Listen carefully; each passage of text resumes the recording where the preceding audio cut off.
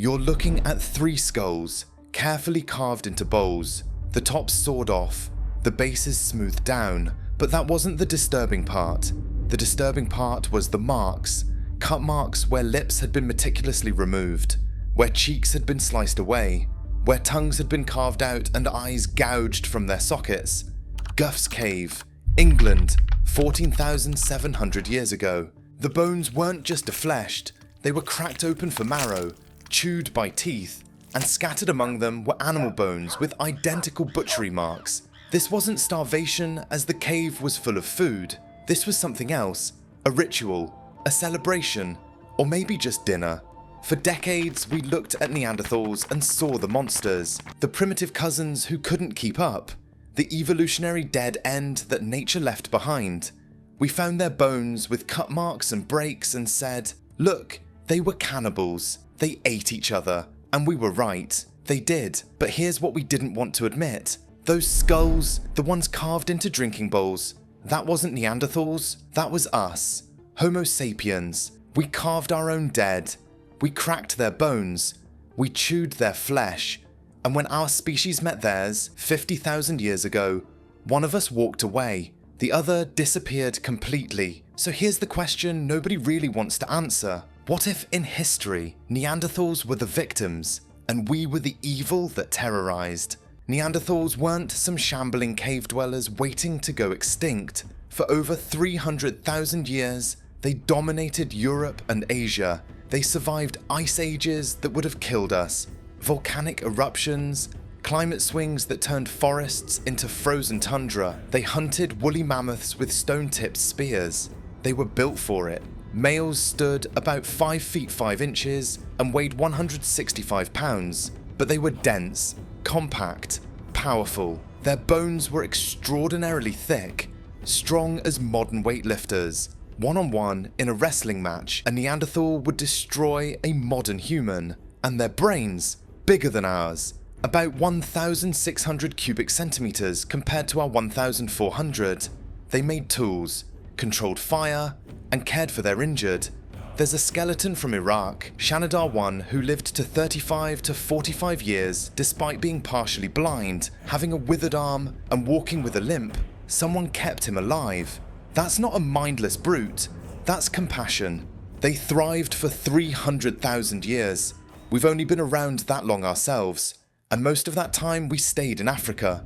Neanderthals conquered an entire continent. Then we showed up, and within 5,000 years, they were gone. The timeline is damning. Around 50,000 years ago, Homo sapiens pushed out of Africa in force, through the Middle East, into Europe and Asia, and everywhere we went, Neanderthals started disappearing. In Europe, we arrived around 45,000 to 47,000 years ago. By 40,000 years ago, Neanderthals were gone. It's the same story everywhere. We arrive, they disappear. For 300,000 years, Neanderthals survived everything nature could throw at them. Then we show up, and in the geological blink of an eye, they're extinct. That's not a coincidence. That's cause and effect. So what did we have that they didn't? Because physically, we were outmatched. They were stronger, better adapted to the cold. In a fight, hand to hand, they'd win. But we didn't fight hand to hand. Neanderthals hunted with thrusting spears, heavy weapons designed for stabbing at close range.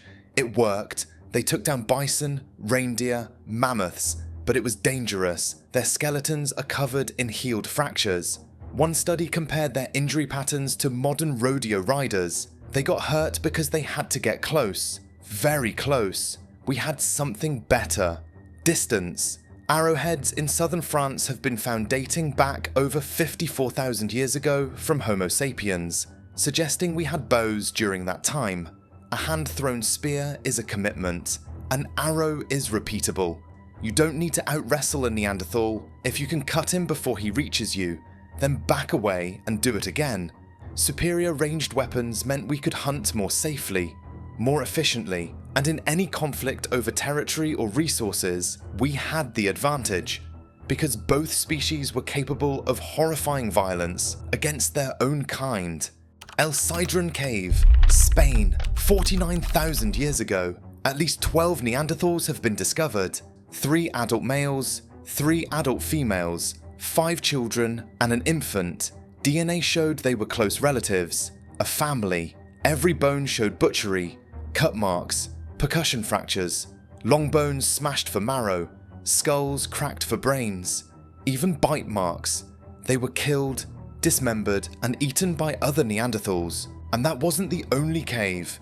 From Croatia to France, there is so much evidence that the Neanderthals were cannibals. But we're not innocent. Guff's Cave, those skull cups, those were us, Homo sapiens. 14,700 years ago, we carved our own dead into drinking bowls. Other sites in France, same thing. Skull cups, a cultural practice. Both species were willing to cannibalize their own kind. So if we could do that to our own people, what would we do to Neanderthals? Competitors, not quite human, but close enough to be disturbing. And we know they met, because we carry their DNA. In 2010, scientists sequenced the Neanderthal genome and found something shocking. Everyone outside Africa carries about 1 to 2% Neanderthal DNA. We interbred with them, probably starting around 50,000 to 60,000 years ago. There's a jawbone from Romania, OACE1, dated to 40,000 years ago. The man had 6 to 9% Neanderthal DNA. Genetic analysis shows he had a Neanderthal great-great-great-grandparent.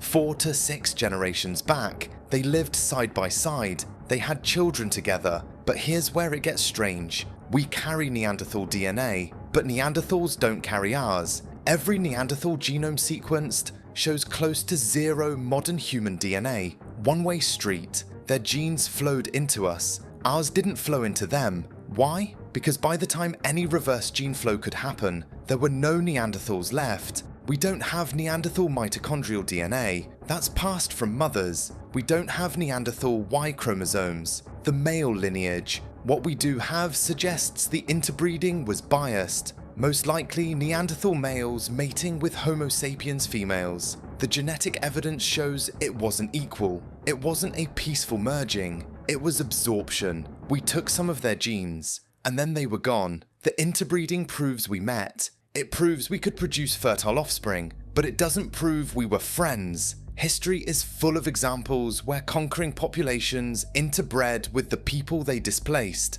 and there's evidence it wasn't friendly. Shanidar Cave, Iraq. About 50,000 years ago, a Neanderthal male, 40 to 50 years old, found with a puncture wound in his left 9th rib. The injury had partially healed. He survived for weeks, maybe months, but it likely contributed to his death. In 2009, researchers did forensic analysis. They shot stone-tipped spears into pig carcasses using a calibrated crossbow to replicate different scenarios. Their conclusion? The wound was most consistent with a projectile weapon, a spear thrown from distance. We don't think Neanderthals had projectile weapons. Modern humans did. The researcher, Stephen Churchill, said it plainly. We think the best explanation for this injury is a projectile weapon, and given who had those and who didn't, that implies at least one act of interspecies aggression. 1 Neanderthal, 1 wound, 1 spear, 50,000 years ago. That's as close as we get to a murder weapon. It's not proof of genocide,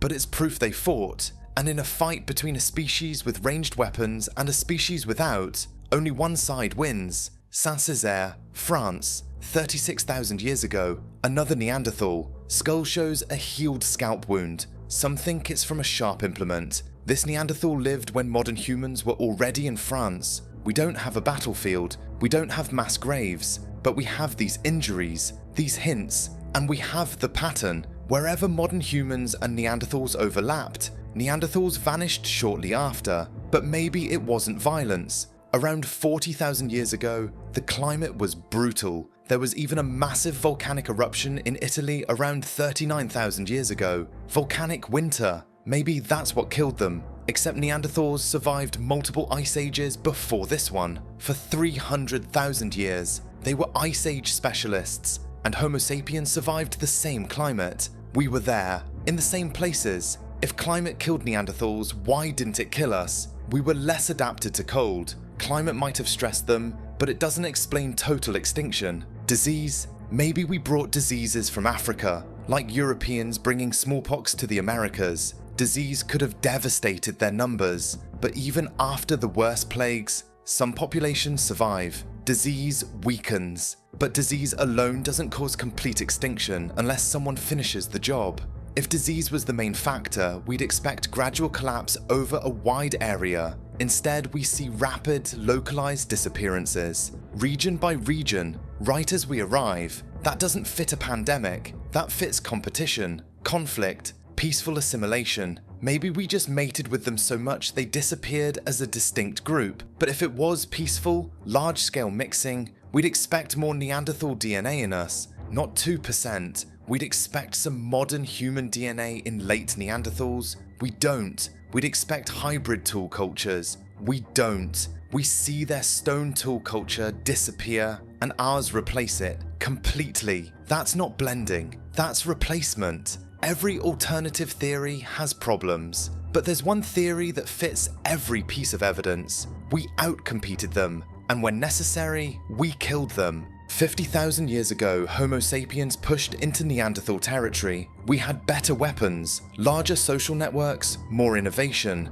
We hunted the same game, more efficiently. We occupied the same caves, more successfully. Neanderthal populations were already small, maybe tens of thousands across all of Europe and Asia. Isolated bands, small gene pools. When we arrived, we didn't need to hunt them to extinction. We just needed to take their resources, hunting grounds, water sources, shelter. Slowly, Neanderthal birth rates would drop, child mortality would rise, and when bands encountered each other at a kill site or a river, what happened? Maybe sometimes they traded, maybe sometimes they mated, but sometimes they fought, and we had the advantage. Superior numbers, superior weapons. Over a few thousand years, Neanderthal populations shrank, pushed into marginal territories, but we kept coming, and one by one the last bands disappeared. By 40,000 years ago, there were no more Neanderthals, just us, and fragments of their DNA scattered through our genomes like ghosts.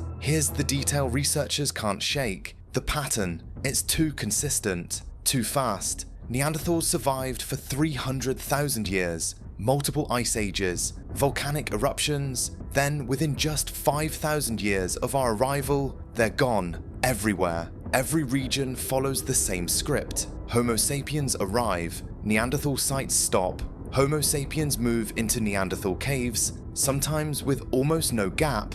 That's not climate, that's not disease, that's us. We found their bones with cut marks and said they were savages. But we did the same thing. We found their tools and said they were primitive, but they survived longer than we have. We found their DNA in us and said it proved we coexisted peacefully, but they're extinct and we're not. Maybe the Neanderthals weren't the monsters in this story. Maybe we were, because when you strip away all the theories, you're left with one truth. For 300,000 years, Neanderthals thrived. We arrived, they disappeared. Everywhere we went, they vanished, and the only evidence they ever existed, a couple % of our DNA, fragments, echoes. The only Neanderthals that survived are the ones we absorbed. The rest, we erased them. We're the only human species left on Earth. Neanderthals, Denisovans, Homo floresiensis, Homo erectus. Every other type of human that ever lived is extinct. And the one thing they all have in common, they disappeared shortly after we arrived. So when you look in the mirror and see a little Neanderthal looking back, that 2% of ancient DNA, don't think of it as a love story. Think of it as evidence. Evidence of what we did. Evidence of what we're capable of. Because we didn't save them. We didn't coexist. We didn't share the world. We hunted them to extinction. And then we forgot.